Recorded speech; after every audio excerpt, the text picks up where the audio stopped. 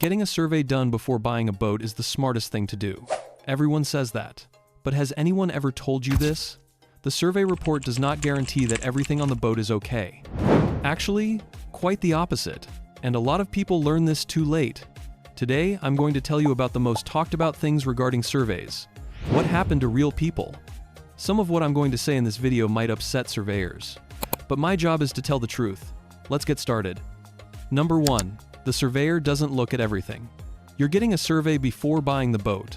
A few hours later, the surveyor gives you a comprehensive report, maybe 40 pages. There are photos, charts, and now with artificial intelligence, everything looks very professional. And you say, okay, the boat has been checked, I'm safe now. But you're not. A guy bought his boat and went on his first voyage. The backup battery couldn't start the engine. The engine overheated the first time. The water pump was broken. The heat exchanger wasn't working. The exhaust elbow had to be replaced. So what did the surveyor say about this? Nothing. Someone else experienced this. The surveyor missed a completely dissolved water heater, broken fuel lines, non-working fuel gauges, an overflowing dirty water tank, and faulty head faucets. All of them, in a single report. Did the surveyor look at the boat? Yes. Did he write something in his report? Yes. But he didn't see these things, or he didn't mark them as not seen. There's a very fine line between these two situations, and that line doesn't protect you. I want to ask you something. Have you had a survey done before? If you have, did the surveyor recommend that you hire a separate mechanic for the engine? Write in the comments. I'm curious. Number 2, engine and rigging are not part of standard survey. You're getting a survey done, but the surveyor writes this in the report. I recommend an expert for the rigging. Hire a marine mechanic for the engine. Take the sails to a sail loft. Call a marine electrician for the electrical system. Do you know what this means? It means the surveyor didn't look at these. But most people read this sentence and move on. Then they're surprised. The engine and rigging are the two most expensive parts of a boat. Engine replacement starts at $20,000. Rigging replacement is $10,000. But in a standard survey, these are not checked in detail. Because both require expertise, the surveyor checks if the engine is running. But what's going on inside the engine? What's the condition of the pistons? Is the exhaust manifold rusted? He doesn't look at these, because you have to take the engine apart for that. The surveyor doesn't do this. Same thing for rigging. The surveyor looks at the wires, but it's impossible for him to see if there's corrosion inside the wire. Are the chain plates leaking from the deck? Is the wood under the mast step rotten? You have to open up the boat for these. The surveyor doesn't do this. So who does? Nobody. Because the seller doesn't allow holes to be drilled in the boat. The result? You buy the boat. 3 months later, the chain plate collapses, or the rigging breaks. Then you turn to the surveyor and say, but you looked at this, and he shows you the contract. Number 3, the contract protects the surveyor, not you. Before getting a survey, you sign a contract. Does anyone read that contract? Very few people do, but there's a very important clause in that contract. The surveyor is exempt from everything he misses. I'm saying this again. If the surveyor overlooks something or reports incorrectly, he is not legally responsible. The contract protects him. What is the surveyor's insurance for? For damage or injury. For example, if the surveyor breaks something while boarding the boat, then insurance kicks in. But if the surveyor misses a rotten deck, you buy the boat, 2 weeks later the deck collapses, the surveyor's insurance doesn't cover this. Someone in the community said this very clearly. Surveyor insurance is for the surveyor himself, not for you. Should this scare you? No. But it's a fact you need to know. A survey is not a guarantee. A survey is an official document. But that document doesn't cover everything. And it's not designed to protect you. Did you know this? Right now, don't forget to like for more videos. Number 4, it's impossible to inspect a boat in half a day. Do you know how complex a machine a sailboat is? There's an engine. There's rigging. There's an electrical system. There's a water system. There's a fuel system. There's a hull. There's a deck. There's an interior cabin. There are sails. Each has its own subsystems. How many hours does the surveyor inspect all of these? 4 hours. Maybe 5. Now think about it. Is it possible to really inspect this boat in 4 hours? No, it's not. A surveyor wrote this. The second biggest misconception is this. A half-day survey can't find everything. Sailboats are incredibly complex. If you were willing to pay for a 3-day survey, it would be much more comprehensive. But very few people are willing to do that.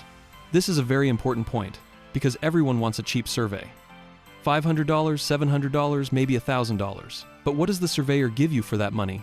A quick overview, not a deep inspection. If the surveyor really checked everything, it would take 2 days, maybe 3. But nobody pays for a 2-day survey. because the cost gets too high. What's the result? The surveyor goes fast. He looks at things that are visible to the eye, but he doesn't go deep because he doesn't have time to see. Let me ask you this. How much would you pay for a survey? $500? $1,500? Number 5. Surveyor selection is very critical, but nobody researches. Finding a good surveyor is really hard, because being a surveyor is not a very profitable job. Most surveyors work part-time. They have other jobs. Is this a bad thing? No, but it means not everyone is the same quality. According to some certifications are actually just paying a $35 membership fee and getting a card. $35. Just because a surveyor has a certificate doesn't mean that person is a good surveyor. Some certifications require very serious training, but some are just filling out a form and paying. How do you tell which one is good? You look at their references. How many years have they been doing this? How many boats have they inspected? Which marinas recommend them? But most people don't do this. They call the nearest surveyor, or the cheapest one. Then they're surprised when they get a bad report. A guy paid $875 and hired a surveyor. The report came, but the information in the report was wrong. Wrong hull identification number, wrong year of the boat, wrong spar brand, wrong tank sizes. The guy wrote this. It's as if this report was prepared for another boat, then my name was written on it. This is a real story, and it's not alone. There are many similar stories on the internet. So what should you do? Ask the surveyor questions. Ask for references. Ask to see their old reports. Ask how many years they've been in this business. Ask what types of boats they specialize in. If the surveyor is uncomfortable telling you these things, you can consider someone else. Number 6. If you're not there during the survey, you'll miss a lot. Where are you while the surveyor is inspecting the boat? Some people sit at home and wait for the report, but this is a huge mistake. Definitely be there during the survey. Those few hours you spend with the surveyor will teach you more than a few weeks of ownership on the boat. Why? Because the surveyor shows you everything. Look here, there's a crack. This system works like this. This part looks older than normal. If you're not there, you don't hear these. You just read the report. But not everything is written in the report, because the surveyor skips some things thinking they're not worth reporting. But he can tell you there. You can also ask questions. Is this normal? What does that mean? Do I need to replace this? This is very simple advice, but most people don't do it. They make a survey appointment, then leave the surveyor alone. Do it. Go. Be there. Number 7. Some things are invisible and the survey can't find them. Chainplate and mast step. Have you heard these two words? Most people haven't. Chainplates are the metal parts that connect the rigging to the deck. Mast step is where the mast sits. Both are the most critical structural parts of the boat, and both are completely invisible. When the chainplate leaks from the deck, the plywood underneath rots, but the fiberglass covering on top looks solid. Even when you hit it with a hammer, the sound seems normal. Even a moisture meter can't detect the problem. Why? Because the problem is too deep. Same thing for the mast step. You need to drill a small hole to see the condition of the wood under the mast, but sellers don't allow holes to be drilled in their boats. The surveyor can't drill holes either. The result? These parts are not checked. So what happens? You buy the boat. 6 months later, the chainplate collapses, or the mast step turns out to be rotten. Repair cost? $5,000, maybe more. The surveyor couldn't have seen this beforehand, because it was physically impossible for him to see. Is this the surveyor's fault? No, but it's your problem. It's worth taking these into consideration. Number 8. Batteries and small things are overlooked. The survey was done, the report came, there were no serious problems. But 2 weeks after buying the boat, it was realized that the batteries were completely dead. Battery, the simplest thing. The surveyor didn't even check it. Why? Because it's too small a detail. The surveyor looks at the big picture. Is the hull solid? Is the engine running? Is the deck in good condition?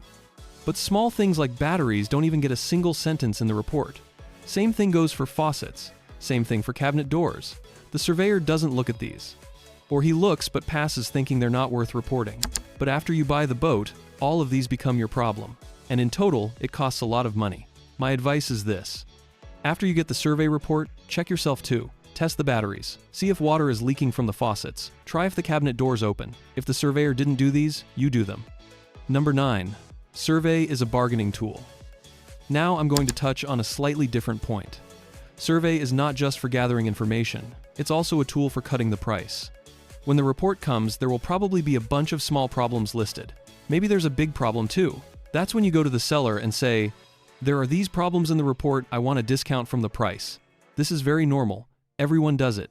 But some people don't do this. They get the report, read it, say okay no problem and pay full price. Don't do this.